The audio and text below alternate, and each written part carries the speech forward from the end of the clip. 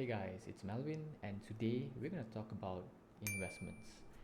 So, if you're someone who started working recently or have been working for the past few years, I'm sure you're trying to find better ways to grow your savings and to grow your investments. So, in this video, we'll quickly run through some of the investment options that you have if you are a Malaysian working um, just like me. So, let's check it out. So let's start off the investment options that you have in terms of risk priority, right? So there's basically no such thing as zero risk. Even saving in a bank, you have some sort of risk of losing some amount of money in terms of some uh, unfortunate events that may occur. So we'll go through the low risk, medium risk, and the medium to high risk. So in terms of low risk, there's a few different options here. One is you have your basic savings, so you have your savings account, which you can probably get less than 1% of interest a year, which is closely to 0.6 to 0.8%. Then you have your step up, which is your FD, which in a usually good year it offers up to 4% of interest per year, but depending on the economical downturn that we are on right now, if you're lucky, if you can get an FD about 2%.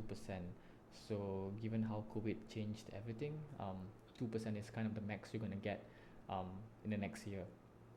And then you have some sort of a higher return, which is your EPF, so your employee provident fund. So every month, if you're working and you're registered with KWSP, you get a certain sum deducted between, I guess, 7 to 11% deducted, and that goes into your EPF, which has two accounts, account one and account two. So usually if we have a look at EPF in terms of the last few years in terms of their return, so from 2010 it's been about above 5%, so it's between 5 to 7% of return, which is really good given the current economical circumstance.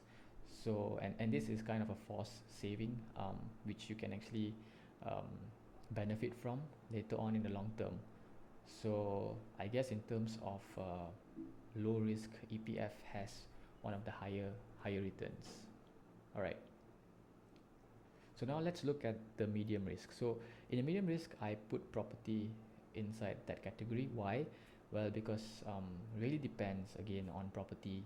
The market is not as volatile. It has a cycle every other years based on supply and demand of houses and which area. So you can actually make property into a low risk investment or a high risk investment based on the type of property, your location, and also based on nearby vicinity of um, infrastructure that's available, schools, colleges, hospitals, or whatnot. You can buy a property for investment purposes, a new property which is under development, or a subsale property which is already developed for a long period of time, and you can rent it out. You can even choose to move in if you need a place to stay. So that's why I put it under a medium risk, because there's a lot of things you can do with the property itself. You can even Airbnb out, so kind of a lot of options there, and it's good for, I guess, for those who have good amount of stable income monthly, which you can dedicate that amount to pay back your property loan. And given the current loan interest rate is about 3% per annum, it's quite low. So yeah, I guess if you want to get a property, it's definitely not the worst time to get it right now. It's uh, it's a good time to make use of the 3% interest rate. Okay, so the next one is something more complicated. So we have the medium to high risk. Okay, the first option in your medium to high risk would be the main stock exchange. So for Malaysia, we have Bursa. For Singapore, you have your SGX. For New York, you have your NYSE. So basically, we're talking about the main stock market, the Bursa. So it really um, is kind of a medium to high risk depending on the types of stock market or the types of stock you buy for. So as usual, I guess during the whole COVID situation, glove counters were definitely the top earners this year, and all the other, I guess, stock market in other categories like construction, airlines, airports, and infrastructure, and real estate all just went down. But right now, the market is moving towards a more recovery stock.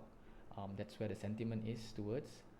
But one thing why it's kind of a high risk as well is because stock market really depends a lot on the sentiment value. So if we have a surge of retail investors, meaning someone like you and me, it adds a lot of uncertainty in the direction of which the market will grow. So that definitely adds a additional risk factor to it. But we'll get into stock exchange in the next few videos. So another option is precious metal. So we have our gold and our silver, and gold just, I guess, doubled and tripled value in the past 5 to 10 years. So it's a good option to have if you enter at a stable price, at a price which you think um, is good enough, and I guess if you look at the trends of gold, it really does go up over time. So it's kind of a good investment. But again, if you buy it at the top, then it's a higher risk value for you. All right. Next one is commodity. So you can either buy in terms of palm oil, crude oil, coffee, cocoa, cheese. So these are all the economic sector that you can buy in terms of commodity. The prices um, really dependent on, again, supply and demand. Everything is based around that. So if we have a sudden shortage of let's say cocoa because of some sort of infestation of the beans, right? So the demand for cocoa will still be stagnant, but the supply of it is suddenly cut short. So that might increase the price up. So again, commodity is a medium to high risk investment option. Then you have your cryptocurrency, which everyone knows as Bitcoin. And I guess Bitcoin just recently um, went up to all-time high, uh, and it's a very very volatile investment option because some people really don't like this option because you can't really see your money. It's all digitalized, but at the same time it's very difficult to harness a coin, um, or to mine a coin. That's what they call. So Bitcoin is something that you should read up more before you want to invest on it. Like personally, I have not invested in Bitcoin, um, but because I prefer going to the stock markets, something more physical rather than something more virtual.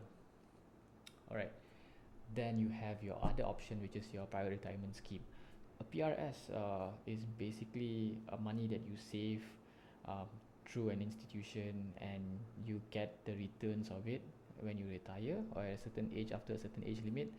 You get the returns of it, and that money throughout the years is used to be invested into a fund. At the same time, if you are looking at getting some sort of rebate in terms of your taxes, that's a good option because LHTN has tax rebates for those who invest in PRS. Um, and yeah, it's kind of similar to EPF, but um, you have to incur sales charges for the funds that you invest in. So that's the difference here.